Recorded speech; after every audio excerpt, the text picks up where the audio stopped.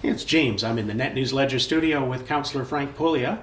And Frank, we're talking about the city's new strategic plan. Now that the budget's done, what's the strategic plan and what does Thunder Bay need to know about it? Well, the strategic plan looks at a high-level view of the external environment and some of the challenges that we are facing as a city. If you recall, years ago, well, in 2008, Thunder Bay faced a major recession. We lost over 7,000 jobs. We were able to withstand that kind of loss because the economy was sufficiently diversified to allow so that the bottom of the prices for homes didn't fall off. Yeah. People left, those who couldn't get a job from forestry, and went to work in the oil sands. But overall, the economy had been diversified in education, healthcare, research, innovation, some manufacturing, to the point where Thunder Bay was able to survive and prosper. We're looking at that kind of scenarios.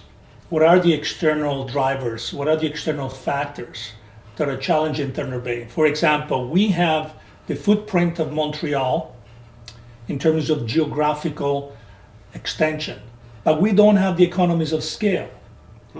That's why it's cost more to run the business of the city, because we're covering 500 plus kilometers of road and sidewalks and so on. So when we look at those challenges, opportunities, risks, you're trying to pull all that together to get a clear and concise view of the direction the city is going or needs to go. It's like steering a boat or driving your car. You have to seek a destination, then you lay out the map, and then you go make sure that you get to that destination. So what's been the first stops on the map so far? Well, the first stops was that right after council got in, we met as a group together with administration, and we were able to use the input that we were given during the election at the door, or people talking to us as we were door knocking or canvassing, and we brought that information to the table. That was the first strategic planning session. Last week we had the second session where we were brainstorming in terms of some of the things that we wanted to do as a city, as a council over the next 10 years, and what we wanted to achieve over the next 4.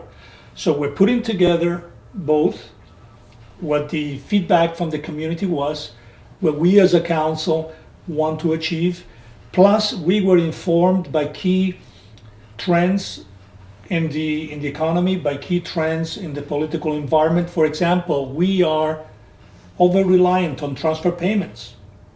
Mm-hmm. Yeah, like we're getting over $30 million of transfer payments from the province, even more. We are losing $1.5 million from OMPF, and also the impact has hit us hard, the reassessment of the grain elevators. Those are risks that we know will continue. We need to be prepared for that. So we need to gauge what the external environment looks like, and then look at the internal capacity of the city to deal with those challenges. So if we need to refine and fine-tune our ability to move quickly, to be adaptable, to be nimble as a city, which means efficiencies.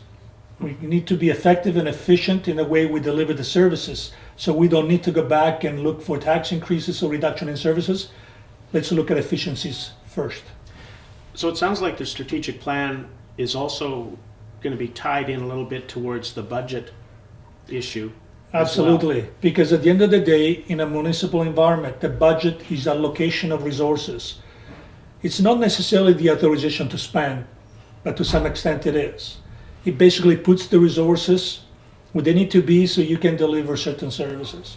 So the strategic plan needs to inform, from a strategic perspective, a clear direction of the city's going, and how we're going to get there. The budget lets you get there by investing in the services that we need as a city. Now, in developing the budget, it always seems to come down to these late night sessions. And it looks like the city is deciding now, with the budget, to start doing more planning through the year towards building the budget. Is that part of the strategic plan too? there was always a connection between the strategic plan and the budget. However, I believe that needs to be tightened up. It needs to be there needs to be a tie-in. For example, we are studying the strategic plan now. Once we bring all the information together, we'll bring it to the community for additional feedback. We have already identified in the strategic framework strategic partnerships or partners like the Chamber of Commerce, Lakehead Social Planning Council, building trades, young professional networks, and other agencies that will be working with us to provide input. Then we'll go and open it up to the larger community. There will be open session with the community where they can give us feedback. So it's not going to be just what council thinks. It's going to be informed by key trends, by strategic partners and the community at large. We hope to have a good plan in terms of getting I wouldn't say a consensus, but a fairly clear idea of where the city is going and how it needs to get there. That will inform the budget.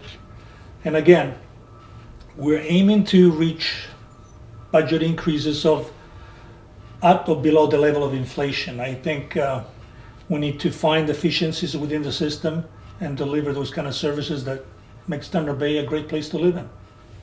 Thank you. They always say you don't plan to fail, but you fail to plan. And it sounds like with the strategic plan, Thunder Bay is moving forward. I'm James in the Net News Ledger studio with Frank Pullia. Thank you. Thank you.